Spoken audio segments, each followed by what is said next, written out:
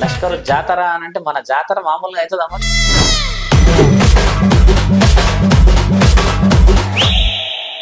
ఏదున్నా కూడా మన తెలంగాణలో పోటీ లేని పండుగ అయితే కదా.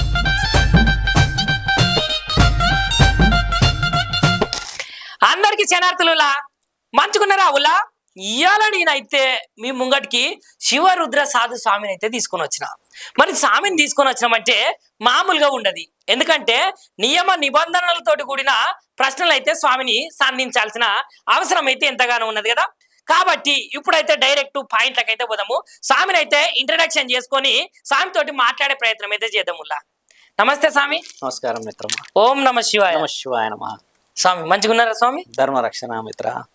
స్వామి ఇప్పుడు తెలంగాణ రాష్ట్రంలో ఇక రేపటెల్లుండి పోతే మనకైతే బోనాలు అయితే వస్తున్నాయి స్వామి. మరి బోనాల గురించి మాట్లాడితే అసలు బోనం అంటే ఏంటిది, బోనాలు ఈ ఆషాఢ మాసంలో ఎందుకు చేసుకోవాలి, బోనాల గురించిన ప్రత్యేకత మన తెలంగాణ రాష్ట్రంలో ఎందుకున్నది, అసలు బోనం అవసరం అంటారా? మరి వాస్తవం.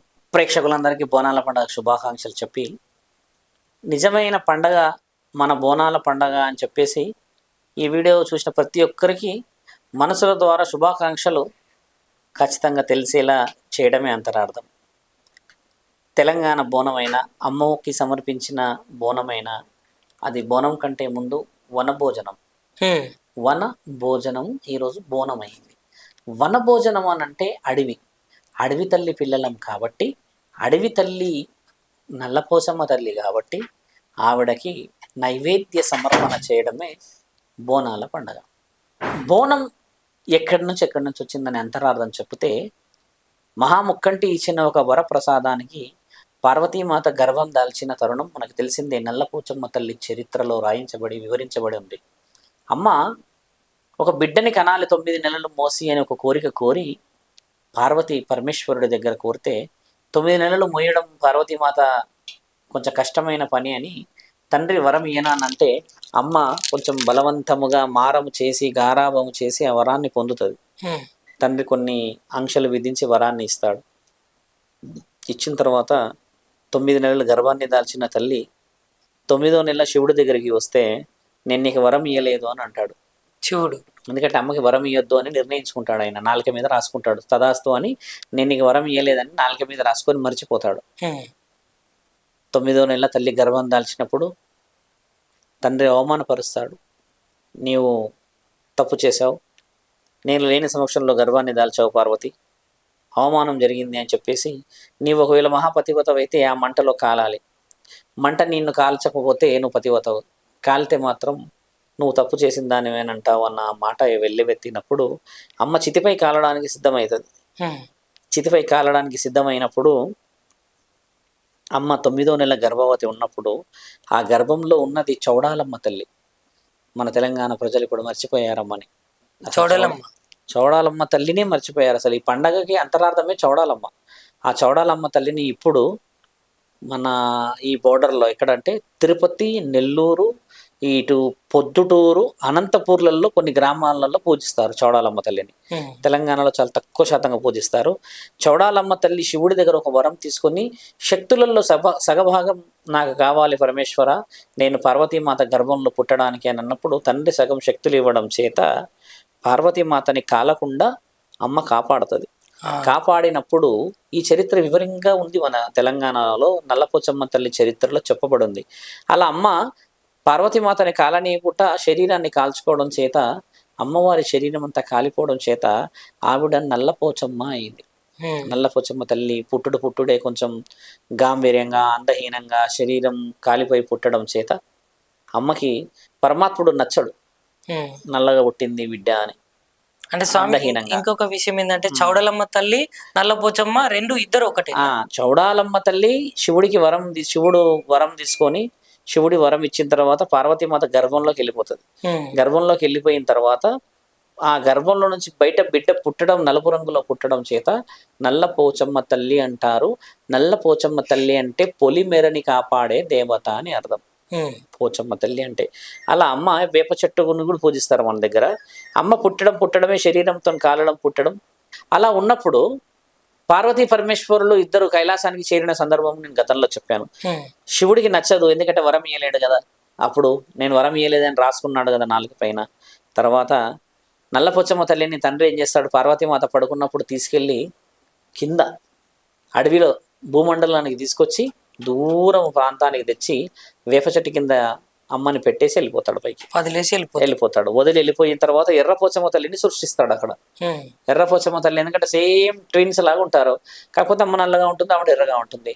అప్పుడు పార్వతీమాత చెప్తాడు, పార్వతి నేను నా శక్తులందరితో బిడ్డని మార్చేసి బాగా చేశాను, ఇదిగో ఈవిడ ఎర్రపోచమ్మ తల్లి అని పెట్టుకుందాము, నిన్న నల్లగా ఉండే కదా, నల్లపోచమ్మ నుంచి ఎర్రపోచమ్మ చేశాను అని అంటే అమ్మ నమ్మి ఆనందంగా స్వీకరిస్తుంది.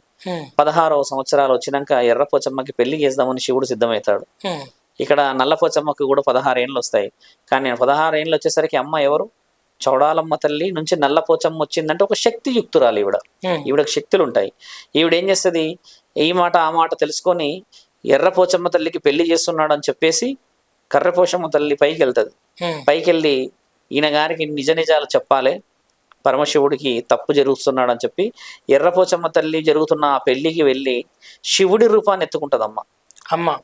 నల్లపోచమ్మ మారేసి పైకెక్కి కూర్చొని అక్కడ ఉన్న వాళ్ళందరూ చెప్తుంటది, నాకు కర్రపోచమ్మ తల్లి అనే ఒక బిడ్డ ఉంది, ఆమెను వేప చెట్టు దగ్గర వదిలిపెట్టి వచ్చిన ఫలానా సంవత్సరాల క్రితము ఆవిడ అడవిలో పాలైపోయింది, ఆవిడ నల్లగా ఉంటుంది, అందంగా ఉండదు, ఇట్లా కొన్ని మాటలు చెప్తూ ఉంటే అందరూ ఆశ్చర్యపోతారు. అదేంది శివుడు అలా చేస్తాడా, శివుడికి ఇంకొక బిడ్డ ఉందా, ఆవిడని అలా చేశాడా అని ఈ విధంగా పోయి శివుడికి చేరుతుంది ఆ మాట. శివుడికి ఒకసారి కోపం వస్తుంది, ఇదంటే ఇంత పెద్ద సీక్రెట్ ఎట్లా తెలుసు, ఇది ఎవరికి తెలియదు కదా, నేను చెప్తేనే అందరికి తెలవాలి కదా, అంటే మీరే చెప్తున్నారు కదా అని అంటే ఎవరు పదా అని చెప్పి ఆయన వచ్చేసరికి ఇక్కడ అమ్మ శివుడి రూపంలో భారెడితో ఉంటది. ఎవరుడో అని మాయావి అని చెప్పేసి తండ్రి అంటాడు, ఇదేదో మాయలాగుంది అని చెప్పేసి, నువ్వు నిజమైన వాడు కాదు, నీ పని చేస్తా అని ఇద్దరు యుద్ధం చేస్తే ఆ యుద్ధంలో అమ్మ నల్లపోచమ్మ తల్లి ఏం చేస్తుంది, శివుడిని ఎడమ కాలుతో తంతది, తండ్రి కింద పడతాడు. అక్కడక్కడ చిత్రపటాలు ఉంటాయి, తండ్రి మీద కాలు పెట్టుంటది.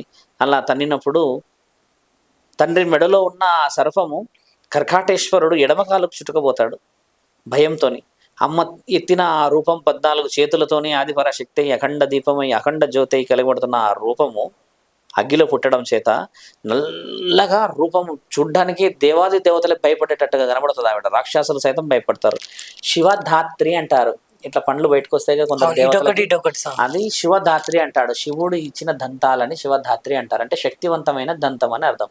ఇంత పెద్దగా నాలిక బయటికి తెరిచి త్రిశూలాన్ని ఇలా పెట్టుంటది. తండ్రి ఇక్కడ పెడుతుంది త్రిశూలం.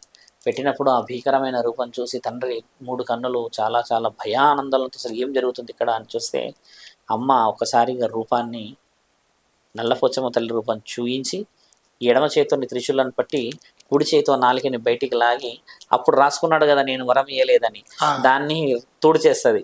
తుడిచేయగానే ఆయన గుర్తుకొస్తుంది గతం, ఈమె నా బిడ్డనేనా, చౌడాలమ్మ తల్లి నల్లపోచమ్మ తల్లిలాగా పుట్టిందా అని చెప్పేసి తండ్రి హఠావుడిగా లేచి 2 బిడ్డలని దగ్గర తీసి, ఈ బిడ్డని ఇటు దగ్గర తీసి పార్వతీమాతని దగ్గరికి తీసి, బిడ్డలారా చాలా పొరపాటు జరిగినది, మీ అక్క నల్లపోచమ్మ, ఇదిగో మీ చెల్లి ఎర్రపోచమ్మ తల్లి, కాలానుకూలంగా మీరు ఎంత శక్తిని సంపాదించారో, దేవాది దేవతల కడుపులో పుట్టిన మీరందరూ ఇక పైన గ్రామ దేవతలై గ్రామంలో జరిగి భూత పేత పిశాచాల నుంచి గ్రామాలని కాపాడాలి, మీకు కళ్యాణం చేయను, లోక కళ్యాణము, ప్రతి ఏటా మీకు కళ్యాణాలు జరుగుతూ ఉంటాయి పంచభూతాల సాక్షిగా అని చెప్పిన రోజు ఆషాఢ మాసం. అందుకు ఆషాఢం రోజు మొదటి బోనం, మొదటి రోజు, మొదట ఆషాఢానికి పుట్టిన ఒక రోజు, పరమశివుడు బిడ్డలని దగ్గరికి తెచ్చుకున్న రోజు. అందుకే మన వాళ్ళు ఆషాఢం మొదలుగానే తండ్రి దగ్గరికి పోతారు ఆడపిల్లలు. ఎందుకు అంటే నా తల్లులే నల్లపోచమ్మ తల్లే పోయింది తండ్రి దగ్గరికి, తండ్రి మెచ్చాడు, దగ్గరికి తీసి అయ్యో నా పిల్లలు వచ్చారా, నేను ఎంత తప్పు చేశానని అమ్మకి మర్యాద చేస్తాడు. ఇక ఇన్ని రోజులు నా బిడ్డ ఎన్నో కూలిపోయింది, నా బిడ్డకి నేను మర్యాదలు చేయాలని చెప్పి అమ్మకి మర్యాదలు చేయడానికి తండ్రికి నిలబట్టింది. అందుకు మనం బోనాలు నెల చేస్తాం. అంటే తండ్రిని గౌరవం చేసిన తర్వాత ఇదంతా భూమండలం పైన జరిగింది స్వామి. మనం భూమి మీదకి వస్తాం. తండ్రి ఇవన్నీ అయినాక గ్రామ దేవతలు జూన్ మాసంలో వ్యవసాయం ఉంటుంది మన దగ్గర. ఒకప్పుడు పొలిమేరలనే పూజలు, ఎందుకంటే గ్రామాల్లో బొడ్రాయి ఉండేది. బొడ్రాయి దగ్గర అన్ని మనం వరి తెచ్చినా, పండ్లు తెచ్చినా, పలహారాలు తెచ్చినా, కూరలు తెచ్చినా, ఆకుకూరలు తెచ్చినా, ఏమి తెచ్చినా గ్రామ దేవతలకు సమర్పిస్తాం. పెట్టేవాళ్ళం. పెట్టేసి అమ్మ పోయిన సంవత్సరం పంటలు బాగా ఇచ్చారు, ఈ సంవత్సరం కూడా బాగా అమ్మ వర్షాలు విస్తారంగా సుభిక్షంగా రావాలని కోరుకున్నప్పుడు అక్కడ పెట్టి మన వాళ్ళు పూజలు చేస్తున్న ఆ తరుణంలో అమ్మ మెచ్చేది, నచ్చి అమ్మ స్వీకరించేది. మన దగ్గర ఏమంటారంటే మహంకాళి పచ్చగడ్డి తొక్కడానికి వస్తుంది అని అంటారు శాస్త్రంలో. ఆషాఢం రోజు అమ్మ వస్తుందంట, అమ్మ బయలునాదో అన్న పాట మరి ఎలా వచ్చింది? లష్కరు జాతరలో ఉన్న బోనాల పండుగ. లష్కర్ అంటే ఏంది మరి? లష్కర్ అంటే హైదరాబాద్, లష్కరు జాతర అని అంటే మన జాతర మామూలుగా అవుతుందా మరి? దిగేది మహంకాళి పైనుంచి. అంటే అమ్మ అంత గౌరవాన్ని సంపాదించిన పండగకి రైతుల దగ్గరికి వచ్చి నా బిడ్డలు పెట్టే ఈ సుభిక్షమైన భిక్ష నేను ఎందుకు తినాలంటే అమ్మ అడవిలో పురిగింది కదా మిత్ర. అందుకని అడవి దేవతకి ఇచ్చే ఆ బోనమే వనబోనమయ్యి భోజనం నుంచి బోనమయ్యింది. నల్లపోచమ్మ తల్లికి ఆటలు ఎక్కుతాయి అనడానికి గల ముఖ్య కారణం ఏంటంటే ఆ అమ్మ అడవిలో ఉన్నప్పుడు దుంపలు పండ్లు పలహారాలతో పాటు ఆహారాన్ని తినడానికని ఈ మాంసాన్ని కూడా స్వీకరించిందని చెప్పి శాస్త్రం చెప్తూ ఉంది. దేవీ పురాణంలో కూడా ఇది వివరించబడింది ఒక దగ్గర, ఎందుకు మనం యాటలు బలులు అన్న విషయంలో. అలా అమ్మ కళ్ళు శాఖలు బెల్లం శాఖలు కూడా స్వీకరిస్తుంది. ఎందుకంటే అమ్మ మరి పానీయాలు స్వీకరించేది. అడవిలో ఉన్న మనిషి మరి ఒకటే తిండి తింటామా మిత్ర మనం? ఒక మాట తినలేముగా. కాబట్టి అమ్మ కూడా పలు విధాలుగా తిన్నప్పుడు ఇలాంటివి కూడా స్వీకరించిందని చెప్పి ఆమెకి ఇష్టమైనవి మనం ఇస్తాము. కళ్ళు శాఖలు, బెల్లం శాఖలు, తర్వాత యాటలు, కోడులు, నాటుకోడులు, బలిలు, దున్నపోతులు కూడా ఇచ్చేవాళ్ళంట. లైక్ చేయండి, షేర్ చేయండి, సబ్స్క్రైబ్ చేయండి. మరిన్ని వీడియోల కోసం బెల్ సింబల్ పై క్లిక్ చేయండి.